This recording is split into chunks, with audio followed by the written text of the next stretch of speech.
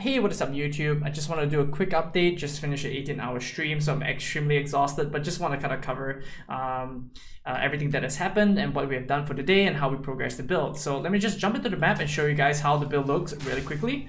So I currently just ran through the map a little bit, so I just want to show you an example of how the build works. So essentially you're just running and it's a one-button build, and I'll tell you more in just a bit how that works. So I'm just rolling and just throwing my grenades, and we recently finished our Merc Lab and it was actually tough. So but eventually we got through it. We finished Sanctum level 3 and we got our Zealous Inquisition, the Exploding node on the Witchhunter, and it feels extremely good to play. So I'm gonna just find one rare monster to kill and show you guys how the gameplay looks. So the white mobs is just, you know, throw a grenade, run past them, and everything explodes. Either from the gas grenade or Zealous Inquisition to kind of clear it up. So the clear is really good. Essentially, there's not really much downtime apart from just walking and throwing the nades. And yeah, and let me just show you quickly on the rare monster. That was a rare monster. It felt like a white monster, but yeah, just showing your gas grenades, exploding them, and that's pretty much the gameplay.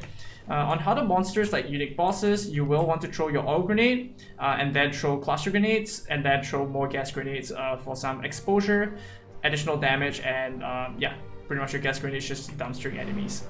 So let me just point it out real quick and tell you how the build works. So how did we manage to achieve a one-button build? And that is through this build enabling unique called Radiant Grief, which on the last line ignites enemies in your presence, which is 6 meters, which I think is about 2/3 of your screen, something like that. So pretty much just throw your grenades, roll into the enemy, or roll into the enemy, then throw the grenades, and they just explode. And currently the gas grenades deal a massive amount of damage. In our previous video, we have like 509%, but currently at level 16, we deal 616%, an absolutely busted number, and it's currently doing in the ballpark of 24 times damage of your attack damage. So that's essentially the build update, how it works. And I show you a quick showcase and explain the build enabling unique. So this is really, really good. If you don't have the helmet, you can just pretty much alternate between gas grenade, explosive grenade. That's how I was mapping all the way to tier 6. Just gas, explode, and pretty much that will explode every single pack. Like one rotation will destroy a full pack. And then for single target, it's going to be the same. All grenade, cluster grenade, gas grenade. As for the gem numbers, we talked about it, and we'll jump into the links. So gas grenade is currently linked to scattershot for 2 projectiles, immolate, which we are always igniting the enemies now with our helmet, fire penetration, which is going to be a staple given we don't have reduced resistances of enemy through flammability because we just have not enough intelligence for that, we're too stupid. And lastly was a very unique choice, and that is the inspiration gem.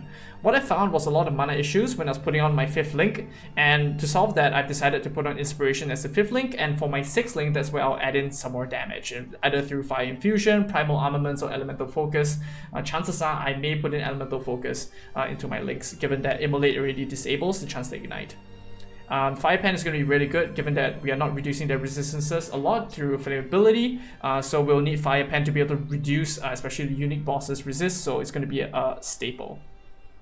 Explosive grenade, for those of you who are still using it, it's going to be the same setup: primal armament, fast forward, martial tempo. And then for flash grenade, that's going to be our stun and blind.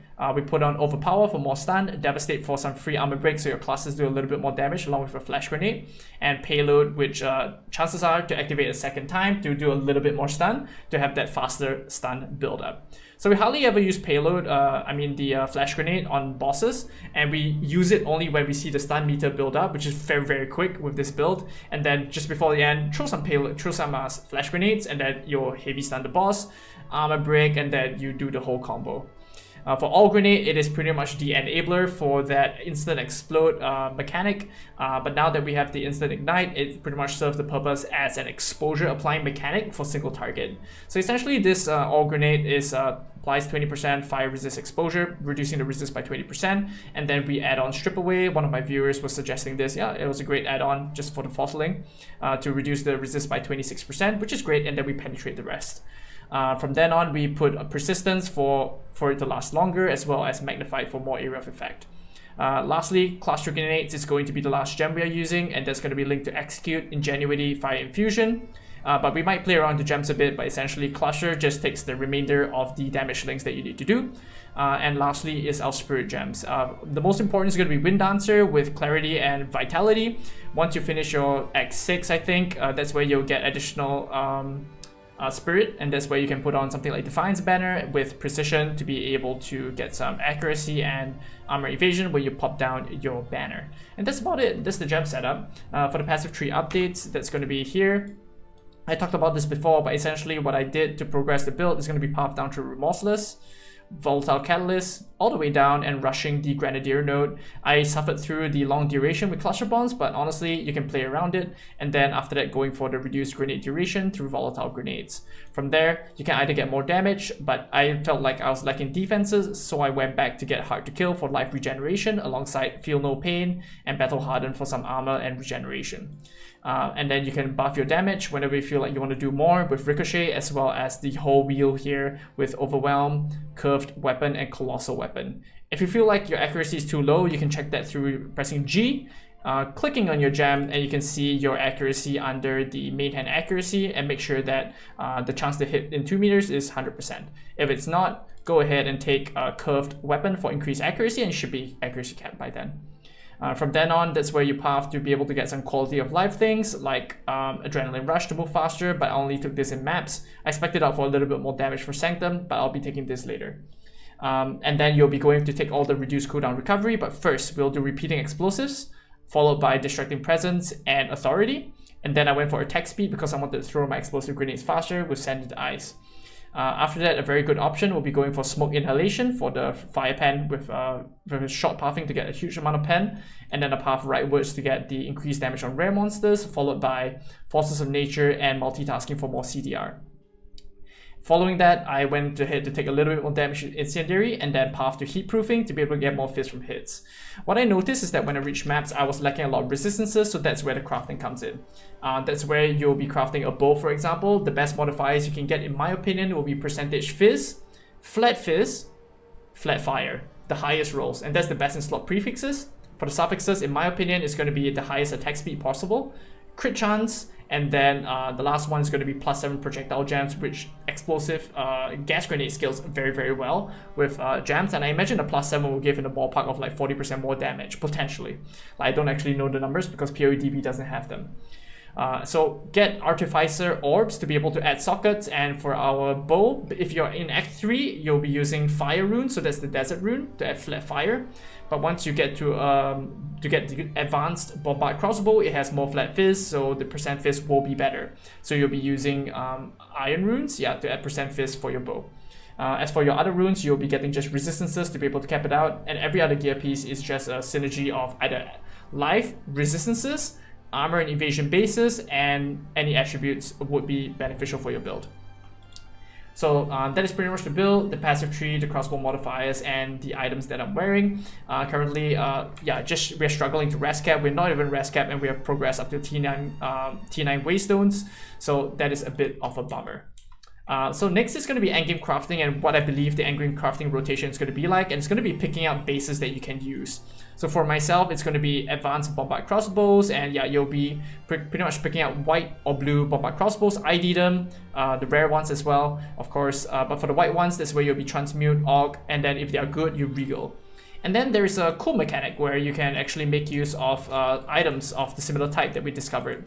So if you realize that the item is not good for your build, like these 3 modifiers, these 3 bows didn't really hit the mark. So that's where we can use the reforge bench. And pretty much this is a recombinator of sorts, but not really. Essentially allows you to salvage the items which you previously couldn't, and then get another item back, ID it again, and then go again. So essentially that's where you'll be picking up bases and keep going. And this will work for your armor evasion bases as well as your bows, and that is what I'll be doing to be able to craft my gear upgrades. From then on, that's where we can make use of the Artificer Orb. So you'll want to pick up items with sockets and to be able to salvage every single item with sockets, even from the axe, and you will get Artificer Shards. And 10 of these Artificer Shards will build up to an Artificer Orb, which allows you to add the sockets that I mentioned earlier on your gear. So these orbs over here, so you want to build those up. Towards the late game, I did mention the endgame crafting meta to be kind of like transmute or regal, and then reforging again to kind of restart and not waste the bases, because there's no way to scour them, right? So the only way is to reforge. And 3 of the same type magic, 3 of the same type rare can be reforged together. As for your regals, to build those up towards the end game, that's where you'll be picking up rare items that you will not use. Pick all of them up. If they're not very good, that's where you'll put them into the salvage bench. No, we're going to put them into the Architect of Time to disenchant them for Regal Shards. And 10 of these Regal Shards build up to a Regal Lore, which you'll then use for your crafting that I mentioned earlier. Last but not least, my Atlas progression for those of you who are interested. Currently, I am progressed through my Atlas. We found the Pinnacle boss over here, but for that, we've found the quest lines for Iron, Copper, and Stone Citadel. We have not caught a whiff of any of them yet. We have progressed pretty far. We have searched a lot. We have not found a single one, and I do estimate that it'll take about 80 hours to 100 hours before anyone takes down the Pinnacle boss. But that being said, we're getting pretty close to the top of the ladder. To the top 10 of the ladder. We are 77. We're going to sleep. We're so tired, but the bottom is 79. Yeah, as for our Atlas passes, if anyone is interested for that as well, we're going for Waystone drop chance. I went up for Essences to get a bit more crafting materials. Not too good, but I took it anyway. Teeming Hordes and all the 10% tier higher Waystones. The PoE1 special, and then we went for Constant Crossroads for increased quantity of Waystones because we want to push the Atlas. Our defense feels okay, and our damage feels really great. So I think we're okay to push. Maps are getting harder. We are alching our maps to get more Waystone drops, but that is kind of what I'm planning for the next few days, and I'm going to try to push and find the Guardians and try to take down the Pinnacle boss, and maybe push a little bit of XPs for more power level. As for my passive tree, where I'm going to take it from here potentially is maybe I'll take a bit more damage, but generally what I'm aiming for is going to finish this up, get some speed in maps, and then going for max res with max life. I think that's going to be the way to go. I feel very squishy, but we do need to fix our resistance first before getting the max res on Unnatural Resilience, and as well as what I mentioned earlier on Prism Guard. So at least that's the plan and progression for the passive tree. And yeah, pretty much just what I wanted to share really quickly, and hopefully I'll catch you guys on stream. I'll be streaming at of twitch.tv/aeroplane, air0plane. And if you like the video and the content, especially what you saw previously and on stream, do feel free to like, share, and subscribe. And I'll catch you in the next one. Thank you so much, guys. Bye.